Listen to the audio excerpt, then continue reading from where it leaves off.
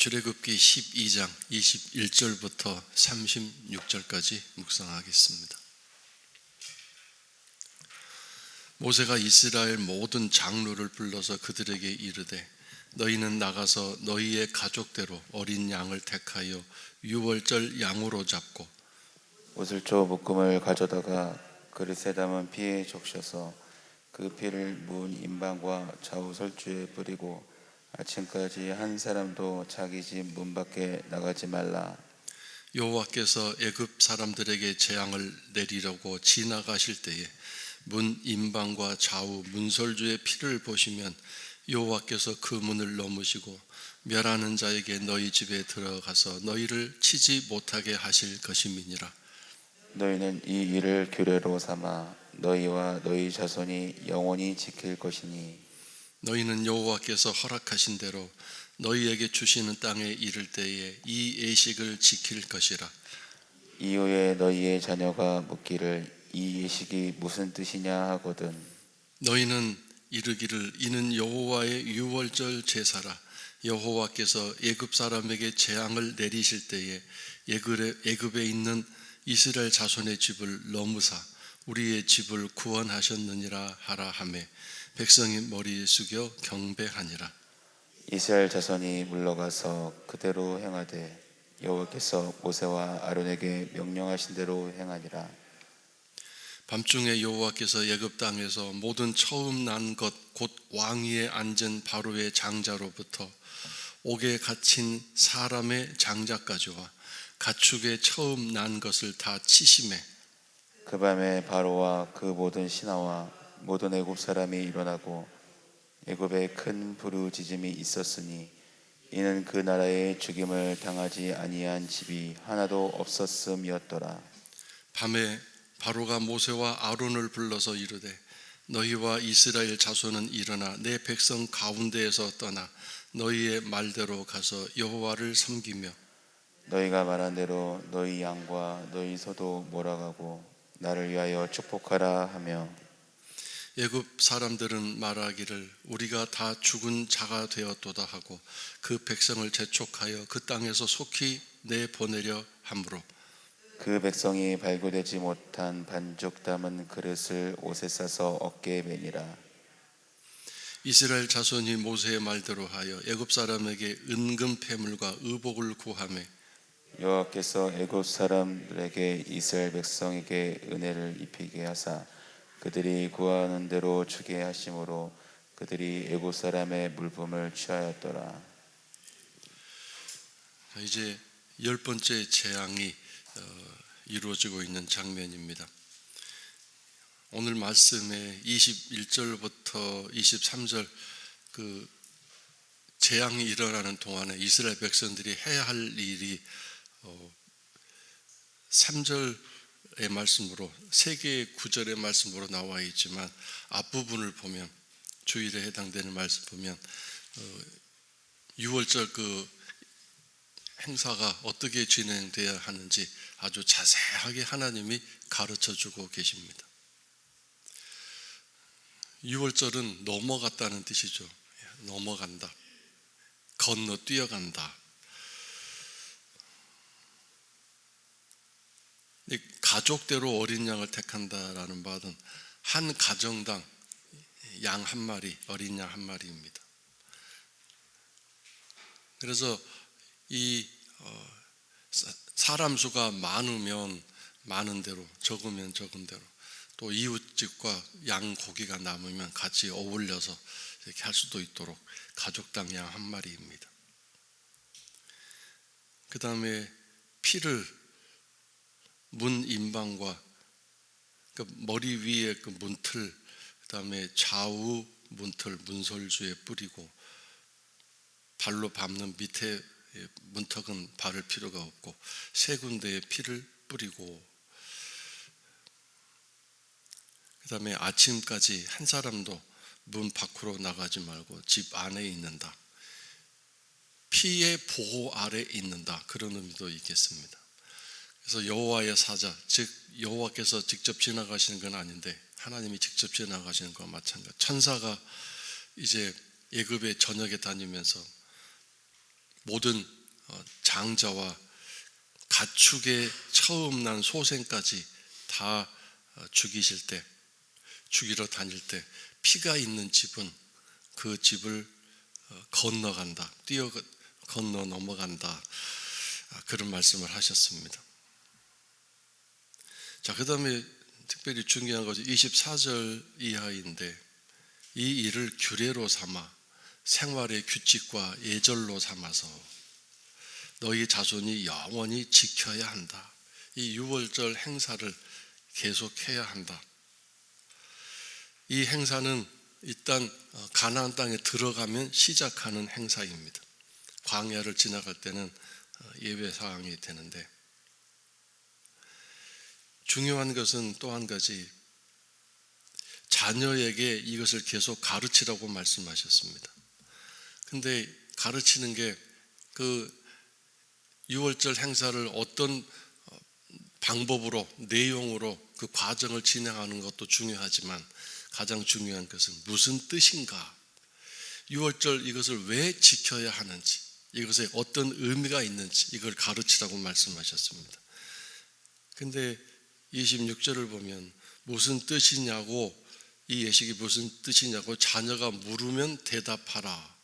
그럼 안 물으면 대답해 주지 말고 가르쳐 주지 말라는 뜻이 아니죠. 묻지 않더라도 가르쳐 주고, 또 계속해서 무슨 뜻인지 이해가 안 된다고 다시 물으면 계속해서 이해될 때까지 가르쳐 주라는 뜻입니다. 즉, 하나님은 이스라엘 백성들을 살려주시고 애굽 백성은 손대셔서 그들을 아주 극한 고통과 비극에 빠지도록 만드셨다는 것을 이스라엘 백성들이 계속 알고 그것을 기억해야 된다는 것을 하나님이 강조하고 계십니다. 왜 이스라엘 백성들은 살려놓으셨는가? 왜 애굽 백성들은 손대셨는가? 이걸 깨닫고 우리는 하나님 손 안에 있는 하나님의 통치와 다스림을 받는 하나님 백성들이구나. 우리를 위해서 우리에게 호의적이지 않고 우리에게 은혜를 베풀지 않는 사람들은 저렇게 하나님이 손대시는구나. 아브라함에게도 하나님이 이 말씀을 하셨죠. 너에게 잘 대해주는 사람을 복을 줄 것이고 너를 힘들게 하고 어렵게 하는 사람을 내가 그들에게 벌을 내릴 것이다. 너는 복의 통로가 되고 복의 주체가 되어서 모든 사람에게 복을 나누어 주는 사람이 되어라. 그런데 너를 괴롭히는 사람은 내가 가만두지 않겠다. 이런 내용으로 하나님이 말씀하지 않았습니까? 그래서 오늘 우리가 하나님의 통치와 다스림을 받는다는 것은 하나님의 보호하심을 받고 또 하나님의 인도하심을 받는 것인데, 결국 그것은 하나님의 통치와 다스림을 통해서 하나님의 선하심이 우리의 삶을 통해 드러나는 것입니다. 하나님의 선하심. 선하신 하나님이 통치하고 다스리시니 그 통치 받는 것들이 다 선해야 되지 않겠습니까? 그래서 우리가 살아가면서 모든 사람들에게 이 선함이 드러나야 되겠죠. 누구에게요? 모든 사람. 가장 가까운 내 가족들에게, 또 성도들에게 이 선함이 드러나야 합니다.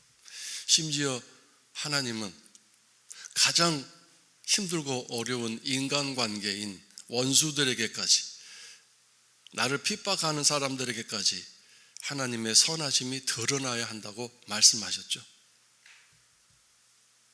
악한 사람, 너에게 손해를 끼친 사람, 너를 핍박하는 사람에게는 선함이 드러나지 않아도 된다, 그렇게 하셨습니까? 아닙니다. 근데 오늘 우리는 그렇게까지도 말씀하셨는데 가장 가까운 가족들에게조차도 선함을 드러내지 못하고 악함을 드러낼 때가 많습니다. 악함이 뭔가요? 분노와 짜증, 쓸모없는 부정적인 말, 음해하고 남을 모함하는 말들, 사실이 아닌데도 잘 모르면서 아는 것처럼 남에게 이렇게 피해가 가는 말들을 하는 것, 이 모든 것이 다 선하지 않은 것이죠. 선하다라는 말이 뭐라고요? 하나님 보시기에 좋은 것입니다. 하나님이 선하신 하나님이 뭘 보고 좋아하시겠어요? 우리가 선하게 행동하고 살아가고 마음씨 쓰는 것을 좋아하시겠죠. 하나님 보시기에 좋았더라. 이게 선이에요. 선. 합력하여 선을 이루다. 이 선도 하나님 보시기에 좋은 것으로 만들어 가시는 거죠. 우리가 보기에 좋은 것, 우리가 보기에 좋은 것도 좋겠다고 생각하지만 우리의 수준은 너무 낮습니다. 하나님의 수준을 능가할 수가 없습니다.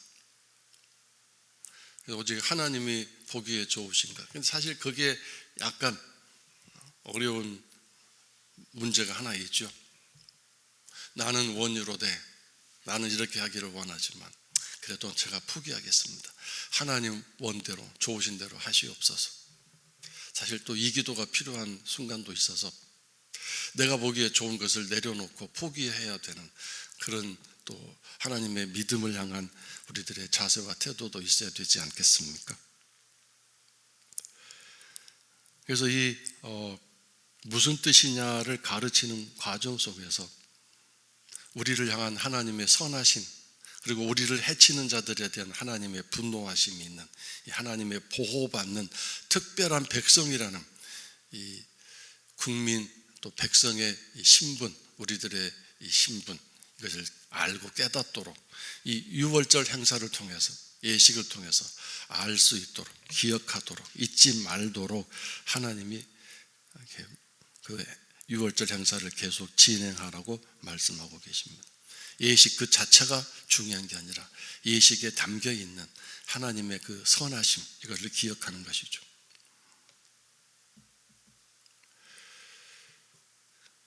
그 다음에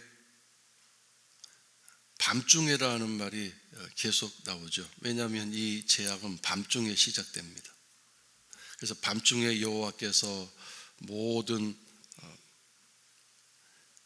애굽의 장자와 처음 난 가축의 소생들을 다 치셨습니다. 29절에 시작되죠.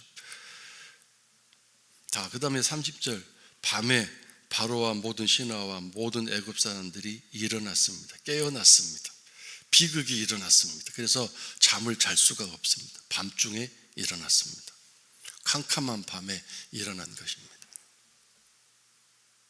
그 다음에 그 밤에 다시 31절, 바로가 모세와 아론을 즉각적으로 불러 만나고 있습니다. 앞에서 절대로 안 만난다, 내 앞에 나타나지 말라, 나타나면 죽이겠다고 엄포를 놓았던 바로가 모세와 아론을 불러들였습니다. 사람은 장담할 일이 아니죠.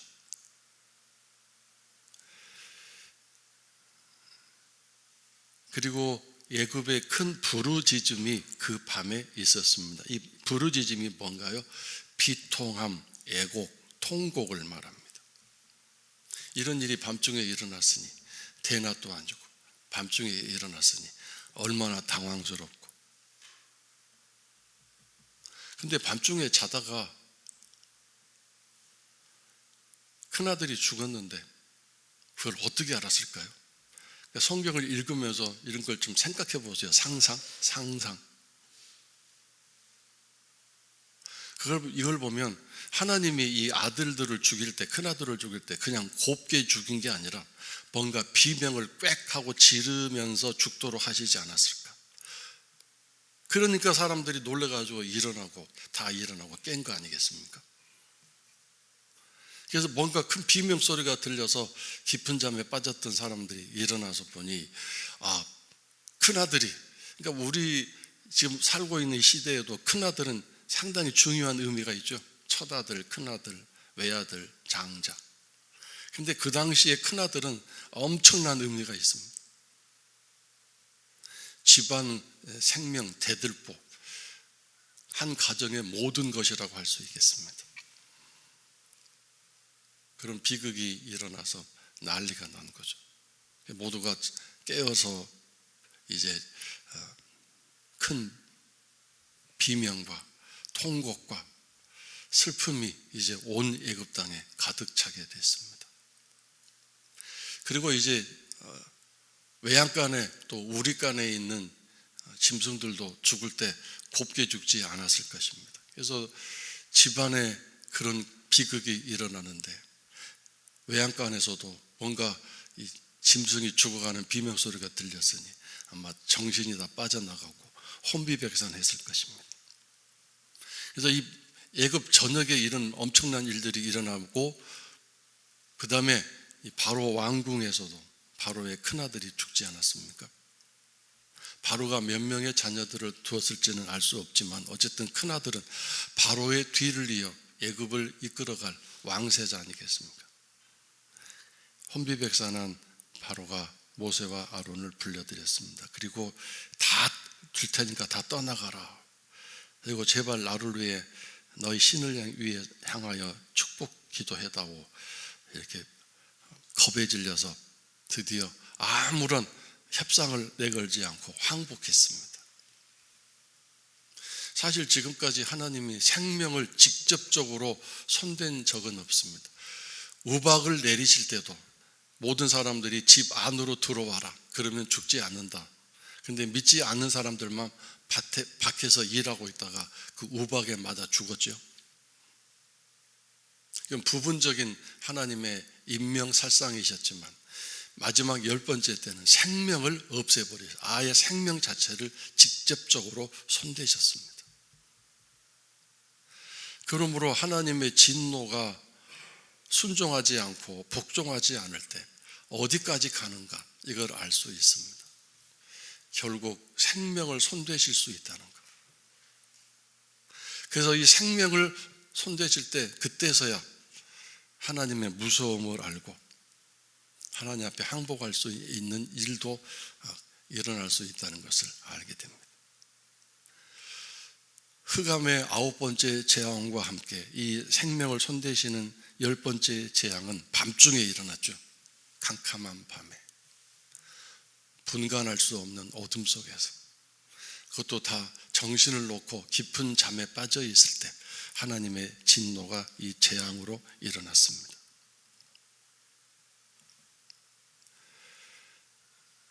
하나님이 마지막 손대시는 것이 사람의 생명이다.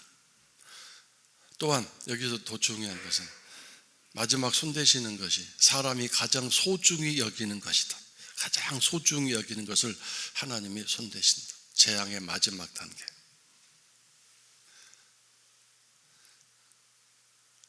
그래서 오늘 우리들이 늘 하나님을 두려워하는 마음으로, 경외하는 마음으로 하나님의 진노 안에 살지 않도록. 다른 세상 백성들은 상관이 없습니다. 오늘 하나님 믿는 백성들은 이 하나님의 진노 안에 살지 않고 은혜 안에 살도록 부르심을 받은 사람들입니다. 그는 하나님 말씀에 순종하지 않고 하나님 말씀을 계속 어기며 살게 되면 이런 진노들이 일어나게 되고 최종적인 것은 내가 가장 소중히 여기는 것을 손대신다는 것을 우리가 기억해야 되겠습니다. 자, 그 다음에 이스라엘 백성들은 발효되지 아니한, 누룩을 넣지 않은 그런 뜻입니다. 34절은 발효되지 않은, 발교되지 못한 반죽 그랬는데 아예 누룩을 넣지 않았기 때문에 발효되지 아니한 밀가루 반죽 이것을 담은 그릇을 옷에 싸서 어깨에 매니라. 그 다음에 은금 폐물들을 또 의복을 애굽 사람들, 이웃 사람들에게 구했습니다. 이 구하다라는 말은 요구하다 그런 뜻입니다. 강력하게 내놔, 나 그것 좀 필요하니까 달라고 말한 겁니다. 근데 하나님이 이미 이것을 허락하도록 애굽 백성들의 마음을 만져 놓으셨기 때문에 모든 애굽 백성들이 이스라엘 백성들을 요구하는 대로 다 내주었다.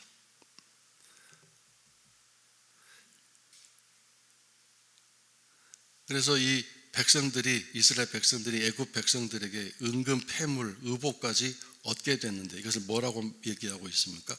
은혜를 입히게 하사. 은혜. 이건 애굽 백성들이 주는 것이 아니라 하나님이 주시는 선물이다. 결국 이것은 이스라엘 백성들에게 주시는 하나님의 보상품이었습니다. 하나님의 보상품이 두 가지였죠. 한 가지는 이스라엘 백성들을 괴롭힌 애굽 사람들에게 이 10가지 재앙을 통해서 고통과 고난을 겪게 하시고, 마지막에는 큰아들을 또는 첫 번째 난 소생들을 다 없애버리심으로 그동안 받았던 그 고난과 그 고통의 대가를 보상받게 하셨습니다. 하나님의 심판은 이렇게 무섭습니다. 그래서 우리는 끝까지 의인으로 살아야 되고 악을 선으로 대하며 살아야 합니다. 분명히 하나님의 심판이 있습니다. 악하게 대한 사람, 남을 괴롭힌 사람, 남을 힘들게 한 사람은 반드시 언젠가 그 보상을 하나님이 받게 하실 것입니다. 그 다음에 두 번째가 그들의 재물을 빼앗아서 이스라엘 백성들에게 주셨습니다. 보상입니다. 노예로 살았던 보상, 학대받았던 것에 대한 물질적인 보상을 주셨습니다. 사실 이 은금 패물은 광야를 지나는 동안에 쓸 일이 없습니다. 광야에 무슨 상점이 있고 가게가 있습니까? 이것은 잘 보관했다가 나중에 가나안 땅에 들어갔을 때, 그리고 한참 후에 거기서 쓸 수도 있고, 남은 은금 패물은 나중에 솔로몬이 성전을 지을 때 거기에 다 헌납했고 남은 은금 패물들 그렇게 쓰임 받게 됐습니다. 근데 문제는 이 은금 패물 중에 광야 가는 도중에 금을 모아서 금송아지 만들어서 이것이 하나님이다라고 섬기는 배역한 아주 악한 일들이 일어난 적이 있었죠. 그런 용도로 쓰라고 이렇게 은혜 베푼 것이 아닌데 그걸 가지고 악한 곳에 이 금을 사용했다가 된통 하나님께 진노를 받고 얻어맞은 적이 있습니다. 자, 어쨌든 하나님의 보상이 놀랍습니다. 그들이 구하는 대로 다 애굽 백성들이 내주었습니다. 그래서 애굽 사람이 물품을 취하였더라. 자기 소유로 가져가게 되었다, 그 뜻입니다. 자, 오늘 이 말씀을 통해서도 하나님이 어떻게 일하시는지, 우리 이스라엘 백성들, 우리는 새로운 이스라엘 백성들인데 하나님의 통치와 다스림을 받는 일이 무엇인가를 또 이 말씀을 통해서 다시 한번 깨닫게 되었습니다. 하나님의 재앙이 마지막 이렇게 10번째 재앙에 이르러서 엄청난 비극을 가져오는 그 재앙 앞에서 천하의 바로가 항복하게 되는 일들이 일어나고 이스라엘 백성들은 보호를 받는 일들이 일어났습니다. 생명을 손대시는, 오늘도 우리의 생명을 지키고 보호해 주시기 위해서 예수님이 십자가에서 죽으셨습니다.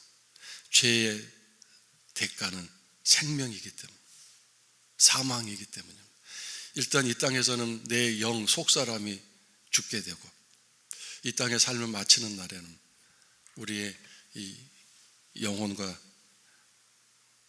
우리의 속사람이 음부에 내려가서 고통을 당하게 되겠죠. 우리의 속사람 영혼, 우리의 생명을 살리기 위해서 예수님이 죄값을 다 치르셨습니다. 죄값은 사망이다. 10번째 재앙이다. 우리를 살리기 위해서, 생명을 살리기 위해서, 더 풍성하게 하기 위해서 예수님이 십자가에서 죽으셨다. 우리는 그 은혜 안에 살아가는 사람들입니다. 그러므로 오늘도 이 땅에서 축복의 통로로 살아가지고, 특별히 우리는 예수 그리스도 안에서 한 가족이고 형제입니다. 다른 사람에게 사랑을 베풀고 그리고 평강의 귀한 관계를 가지는 그런 복된 축복의 통로로 살아갈지언정 의도했던 의도하지 않았던 성도들 안에서 다른 성도를 괴롭히고 힘들게 하고 모함하고 험담하고 도와주지는 못할 망정 오히려 그릇을 깨버리는 그런 무자비한 일들이 있어서는 안 될 것입니다. 하나님이 다 보고 계시고 그 모든 일들에 대한 반드시 모든 것에 대해 심판을 하실 것이기 때문입니다. 그것이 이스라엘 백성, 하나님 통치를 받는 백성, 국민 특성입니다. 신분입니다. 우리는 그래서 하나님의 선하심을 배워서 선하심을 드러내고 그 선하심을 살기 위해 오늘도 선하게 살지 못하고 내 욕심과 이기심대로 살려고 하는 이 죄된 본성을 날마다 깨트려 부수고 기도로 물리치고 주의 보혈로 씻는 매일매일 이런 작업을 위해서 우리가 새벽을 깨고 기도할 수밖에 없는 것입니다. 오늘 하루도 복된 축복의 통로로 살아가시는 성도 여러분의 가정이 되시고 또 성도들의 삶이 되시고 날마다 매일매일 또 이 한 주간도 승리하시는 성도 여러분 되시기를 주의 이름으로 축원합니다.